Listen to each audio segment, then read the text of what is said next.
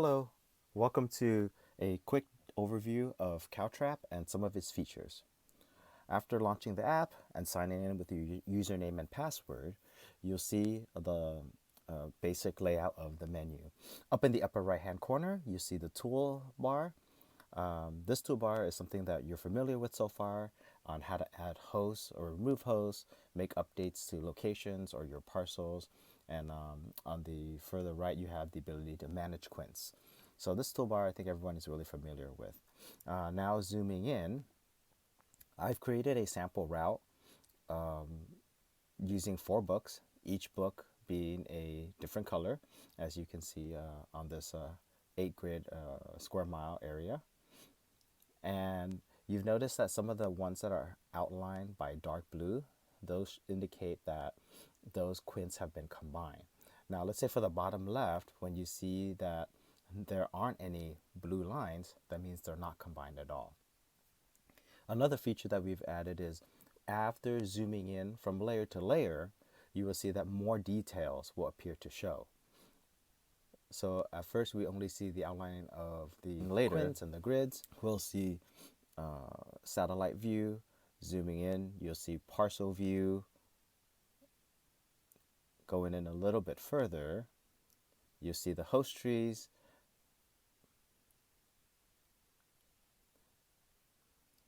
And then the last bit of details will show, such as a dog icon indicating that the property has a dog, and other properties that may not be wanting traps. Moving on from here, we're going to start by selecting a property and deploying traps on that property. After zooming into a particular parcel that you're interested in placing traps, the trapper will click on Start Work at the beginning of the day, and they have their username, the start time, the route that which you're assigned to, the vehicle that which you're assigned to, and the odometer number. And let's say because we're starting at that number, it's just arbitrary right now. Go ahead and start work. Once you start work, you notice up in the upper right hand corner, it switches to log work. So when they click on that, they'll be able to save for the day. So in order to deploy a trap, let's go ahead and select the parcel. You can scroll through the menu at the top up here where it says 4 out of 6, 5 out of 6 right here, in order to scroll through the trees that are on that parcel. You can also click on the tree directly if you're interested in. So if we're going to select this peach, let's go ahead and deploy a trap. And in this pull down menu, you see that there's different trap types. A peach is a good site for a med, so let's click on that. And let's go ahead and deploy that trap. You get a confirmation screen saying that a Jackson trap has been deployed successfully. Press OK. And now you're going to see the symbology of a triangular, like as if it was a Delta or a Jackson trap, placed on top of the host tree. In this case, it's a peach. Now, if you refresh this parcel, you notice that up here now, it's going to say 1 out of 7. Here, let me show you. This is the area that I'm talking about. So you can see 1 out of 7. Earlier, that was 1 out of 6. So now there's one more piece of information that's added to this parcel lot. Once we have this information, you can scroll through and highlight the Jackson trap of interest. We can see that the trap information is displayed. If you look at the information here, it's in the right layout for CDFA. Over here are all the trap information of when it was last inspected, last replaced, if it applies, if it was last rebaited, relocated, or into replacement. Right now, all the dates are the same because we just deployed the trap. Next, we're going to look at how to service this trap. Right now, the green triangle that's selected shows that the trap is on time. When the trap shows red, that means it's due for service. Obviously, for this demo, we're just going to go ahead and service it before it turns red. So if you click on Service Trap, you get some information and some choices. You can inspect the trap. You can document the number of samples that you found. So let's say if you saw 5 medfly, press OK. That's recorded. Now you can skip sample, but you have to insert a reason why you skipped to be able to collect that sample. Was there a loose dog? Was there construction, etc.? Press done. Now that's recorded that the trap has been inspected. Next, did you bait or change the bait? If you did, you can select that. Now, if you change your mind, you can always X out of it and cancel. Did you change an insert? Sure did. Let's add that in. Once you're done, go ahead and save and close. You get another confirmation screen saying that everything was saved successfully. Next, we're going to look at how to relocate a trap. So let's find another suitable site. And there are some buffers in place so that the relocation has to be at least 500 feet away. So let's go ahead and relocate the trap. It's going to ask you where you want to relocate the trap to. Let's pick a nearby trap. Let's say the one across the street. Okay.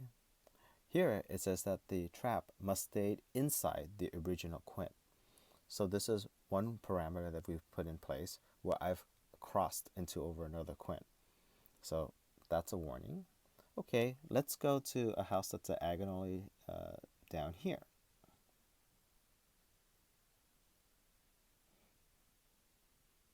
Relocate to here.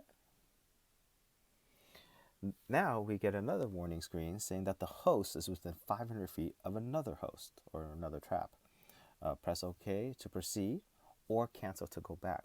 What this means is you can actually override the soft rule in order to use the site in case if the trap was really close, as if within like 450 feet or 490 feet, you can still override it and letting the trapper have that authority and the final say so.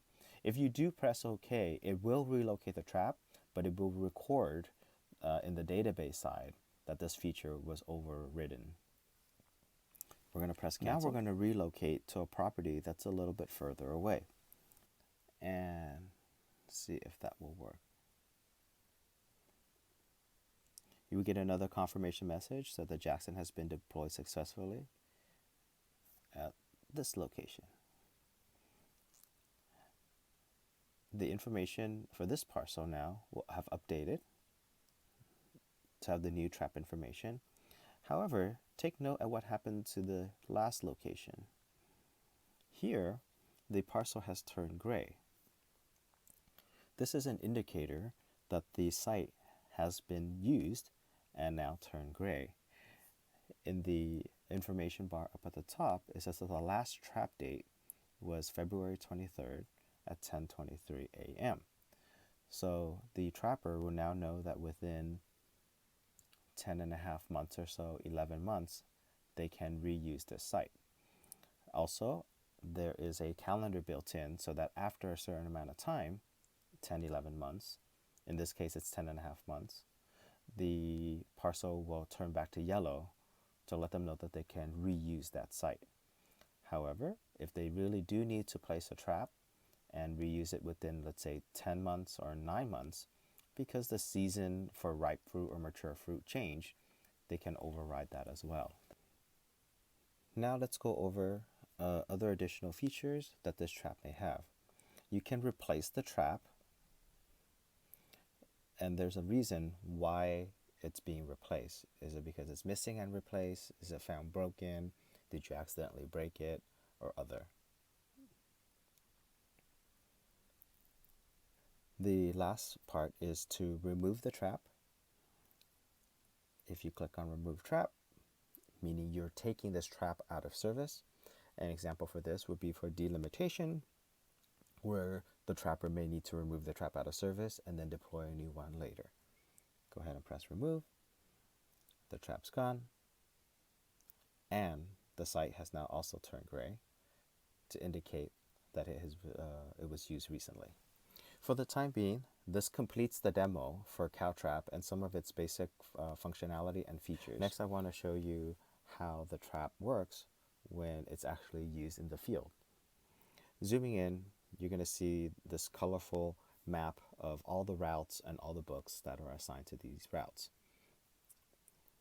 Going in a little bit further, you'll be able to see the quints and the grids. Next, you'll be able to see the traps in these areas. As mentioned earlier, traps that are green are serviced recently and are on time. Traps that are red are late or are due for service. Clicking on a trap will give you the information that you need.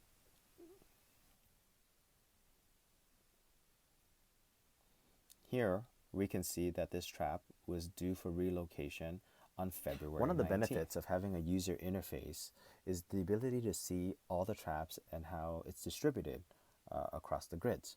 We can see spots covered where due to terrain or other natural landscape. It also shows us which traps are due for service, which traps are behind, and which traps are on time. We can monitor in real time the employee's performance and the quality of the trapping program. When a trapper is finished with his or her work for the day, they can go up to the upper right hand corner, click on log work. A menu will appear saying that they had start at a certain time, they had finished at a certain time, the start odometer, and let's enter the ending odometer. They can also add comments, maybe to explain certain traps that were skipped, or if they have to switch to a different vehicle. They also need to check this accuracy statement box to confirm that the information that's recorded is true and correct. And then they could either end their workday. Pausing the workday is a feature where they would temporarily hold their work and then resume their work, let's say after switching to a different truck. End their workday closes the books for that day. That concludes the demo. Thank you for watching.